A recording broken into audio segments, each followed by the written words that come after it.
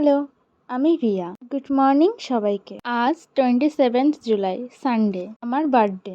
বিয়ের পর আমার এই প্রথম বার্থডে। তাহলে চলো বার্থডের সকালটা কিভাবে কাটালাম তোমাদের সাথে শেয়ার করি। সকালটা শুরু করেছিলাম আগের দিন রাতে মেথি ভেজানো জল খেয়ে। বিছানা গুছিয়ে নিয়ে তাড়াতাড়ি স্নান সেরে রেডি হয়ে চলে গেছিলাম আমাদের পাশের ভোলানাথ মন্দিরে। আর কাকুও চলে আসে। তারপর কাকুর সাথে একটু গল্প করে নিলাম।